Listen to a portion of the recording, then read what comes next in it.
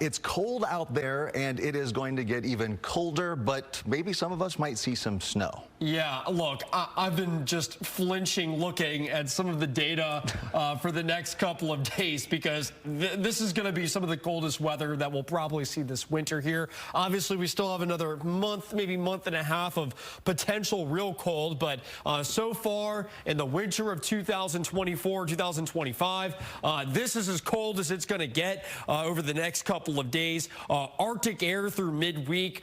There is a low-end chance for some flurries on Monday night and Tuesday morning. We're not expecting any big impacts with that, but what will impact everybody are those freezing temperatures, and you will want to go through those freeze precautions each night through Friday morning.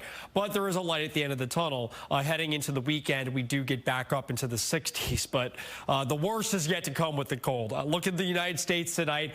My goodness, -7 Minneapolis, got Montana -8, single digits down to Kansas City, and this Arctic air is continuing to move down in our direction. This is thanks to the polar vortex in Canada, helping to bring in this air, which actually comes from Siberia across the North Pole and down into the United States.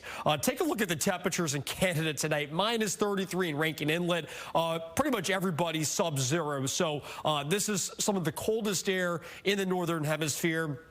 And it's not going to moderate much on its way down. Notice there's plenty of snowpack over the lower 48 tonight. And we're actually going to add to this quite a bit over the next couple of days. Let me show you why. A historic, potentially once-in-a-lifetime winter storm is coming to the Gulf Coast Monday and into Tuesday this week. I mean, take a good look at this map. You may never see this again. Winter storm watches and warnings from South Texas all the way to Florida. Winter storm warnings, including Houston and New Orleans. You do not see this every day. Our issue in North Texas is a moisture issue, so it may be too dry for too much snow around here, but places like Austin to Houston and New Orleans along the I-10 corridor are going to get pulverized with snow over the next couple of days, Monday and Tuesday. Some spots seeing the most snow since 1963, potentially as much as what was seen in 1895. So this may be a once in a 130-year event. Take a look at the snowfall total forecast. Now, keep in mind these numbers may be a bit on the low side, but either way, 6 inches of snow, potentially Houston to New Orleans up into the Panhandle, virtually unheard of, and we'll be watching that in the coming days. All right, tonight, plain old cold here in North Texas, 25 degrees right now at DFW. You factor in that wind, it feels like 17 already, so dangerous cold. We'll bottom out around 20 degrees tonight at DFW. Outside of the Metroplex, many spots falling into the teens. Either way, tomorrow morning when you walk out the door, if you're brave enough to do so, single digit to lower teen wind chills. I would put on the warmest coat you have. You will need it. That wind will cut right through. And tomorrow afternoon, wind chills will stay in the teens and 20s. We're going 36 tomorrow. May not get there with that cloud cover. There is the potential for a few flurries late as well. So we'll be keeping an eye on that. But we're not expecting any impacts.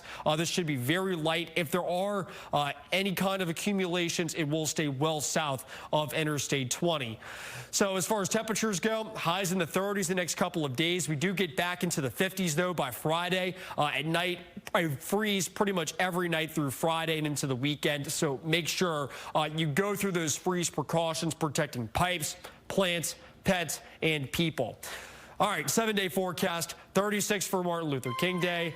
Very cold into Tuesday as well. There is the potential for a few flurries Monday night into Tuesday, but like I said, we're not expecting any impacts with that.